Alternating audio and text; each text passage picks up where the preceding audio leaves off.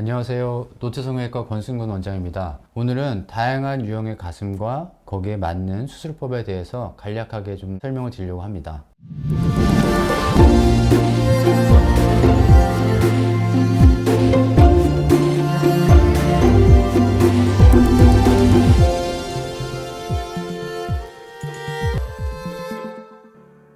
일반적으로 가슴 확대 수술하신 분들은 단순히 가슴이 커지면 예뻐질 것이라고 생각하시는 분들이 많이 있는데, 작은 가슴이라 하더라도 유형별로 각각 다른 특징이 있기 때문에 각 유형에 맞는 중점적으로 신경 써야 되는 부분들을 정확하게 체크해서 그 부분에 맞게 수술을 진행하는 것이 중요하기 때문에 오늘은 그 부분을 설명을 좀 드리려고 합니다. 일단 저는 가슴의 유형을 한 4가지 정도로 나누어서 설명을 드릴까 하는데요. 가장 일반적인 케이스로 흔히들 이제 절벽 가슴이라고 하는 케이스입니다. 정말 뼈의 형태도 평평하고 굉장히 말라서 조직 자체가 별로 없는 경우에는 보형물을 넣었을 때 티가 좀 많이 날 수 있습니다. 그래서 이런 분들 같은 경우는 프로젝션이 높은 보형물을 사용을 했을 경우에는 티가 좀 더 많이 날 수 있기 때문에 그 부분을 중점적으로 해결할 수 있도록 보형물의 선택을 할 때 너무 많이 튀어나온 형태나 이런 것들을 사용하지 않는 것이 오히려 좀 자연스러운 부각시키는데 도움이 되지 않을까 싶습니다. 두 번째 타입은 윗가슴이 많이 꺼져 있는 유형입니다. 보통은 이제 출산과 모유 수유 후에 가슴이 약간 처지면서 윗가슴이 꺼지는 경우들, 주로 30, 40대 여성들의 케이스에 해당하는데요.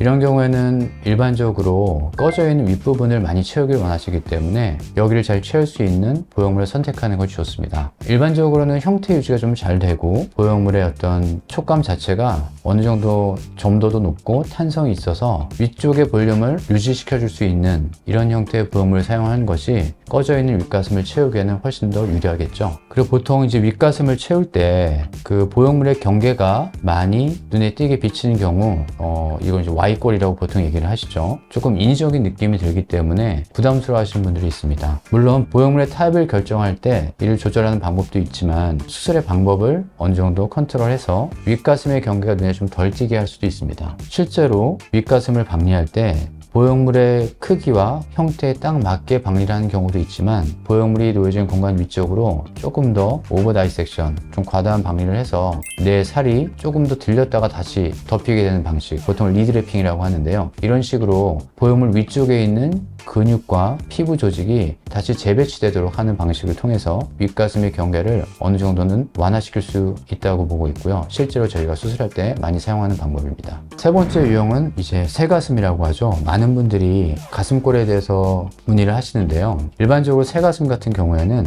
흉곽의 형태가 많이 튀어나온 이런 타입의 가슴을 이야기합니다.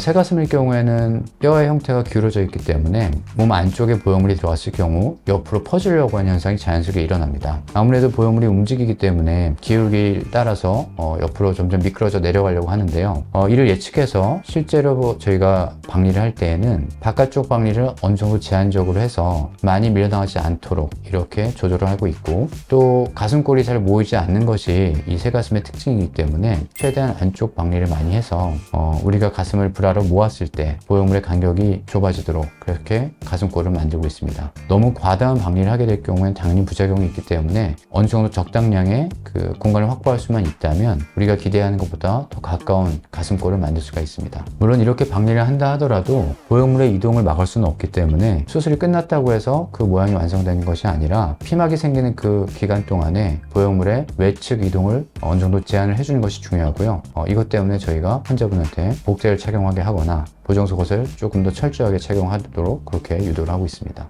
네 번째 유형은 오목가슴입니다. 새가슴의 반대의 개념으로 생각하시면 되는데, 흉골이 안쪽으로 들어가 있고 오히려 바깥쪽 흉곽의 형태가 앞으로 튀어나와서 오목한 형태의 형태를 띠는 유형인데요. 오목가슴의 경우에는 보형물이 바깥쪽으로 밀려 나가는 것이 아니라 안쪽으로 밀려 들어올 수가 있겠죠. 아무래도 그 기울기가 안쪽으로 경사져 있기 때문에 시간이 지날수록 가슴골이 점점 가까워지는 이런 형태의 가슴이라고 볼 수 있습니다. 우리가 오목가슴을 이제 처음에 체크를 할 때 주의할 점은 뼈의 형태를 잘 봐야 되는데, 겨드랑이 앞쪽 뼈가 대부분은 어느 정도 돌출되어 있고 흉골이 깊이 좀 파여 있기 때문에 실제로 뼈를 눌러보면 그 형태를 파악할 수가 있고요. 오목가슴임에도 불구하고 원래 가슴의 조직이 좀 많은 타입의 유형의 경우에는 이 오목가슴의 형태가 눈에 많이 띄지 않기 때문에 이런 경우에 조금 더 주의 깊게 살펴봐야 합니다. 만약 이런 경우에 우리가 오목가슴인 상황을 놓치고 일반적인 가슴의 형태라고 생각을 하고 박리를 했을 경우에는 우리가 흔히 이제 부작용으로 얘기하는 유방합체증, 합유증이 일어날 수 있습니다. 합유증은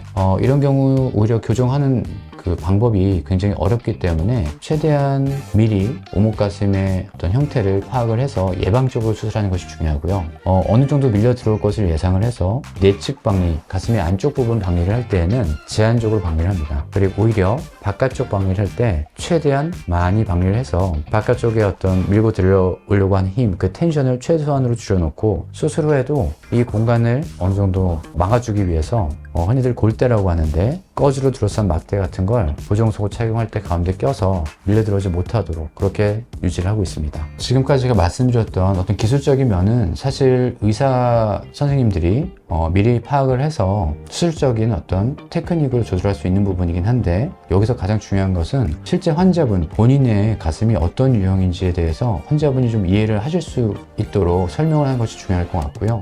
상담을 받으실 때에도 본인 가슴의 유형에 대해서 정확하게 짚을 수 있는 그런 전문의 선생님을 만나서 상담 받으시는 게 굉장히 중요할 거라고 생각을 하고 있습니다. 결국 환자분들이 가슴 수술을 통해서 얻기를 원하는 것은 단순히 가슴이 커졌다, 가슴이 생겼다가 아니라 내가 원하는 모양, 내가 원하는 사이즈의 가슴을 갖게 되었다 라고 생각을 하거든요. 그렇게 생각하다 보니 이렇게 각자 환자분들의 가슴의 유형을 세세하게 나누고 환자분들이 많이 얘기하시는 루트만의 시그니처 모양을 이제 만들어 드리기 위해서 항상 노력을 하고 있습니다. 감사합니다.